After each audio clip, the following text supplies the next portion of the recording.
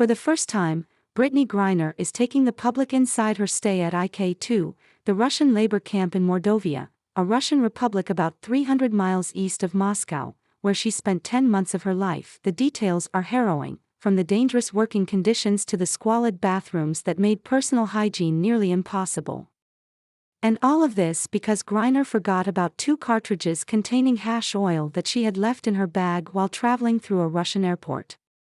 Griner's mistake led to her February 2022 arrest and subsequent 9-year prison sentence. Her new book, Coming Home, written with Michelle Burford, comes out next week, and Time shared an excerpt in which Griner describes in vivid detail what she went through at the camp. All inmates work 10, 12, or 15-hour-longer days, she wrote.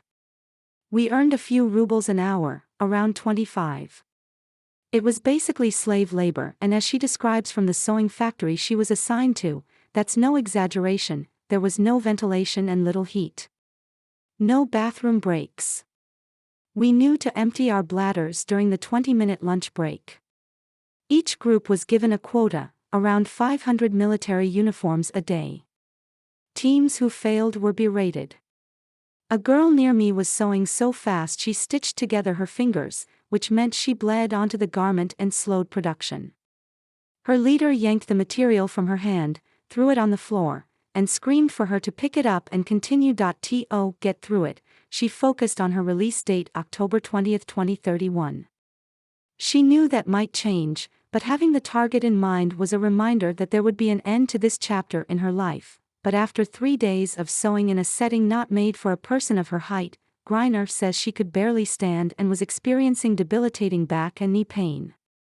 When she was moved to a new job to better accommodate her height, she found herself slicing pieces of fabric with second-time offenders who follow their own rules to some degree. Our machine was basically a rusted old table saw with no shield, Griner wrote. Several of the 30 women in my group were missing fingers.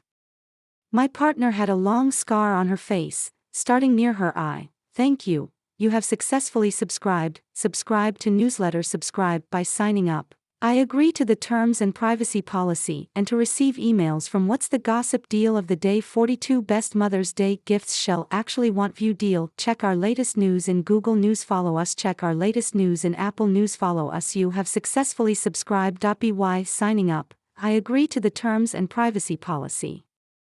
And to receive emails from What's the Gossip. Check our latest news in Google News. Check our latest news in Apple News. It didn't take long for Griner to get sick. She felt like the air was freezing in her lungs with every breath. Her morning exercises were done in blizzard-like conditions and her hand-washed clothes never completely dried. Wet and cold, Griner's dreadlocks eventually froze together and she had to cut them. The girl I once was now lay in a heap of dreads on the concrete floor, she said. But the true me, the survivor, remained. I'd always thought of myself as someone who could endure almost anything.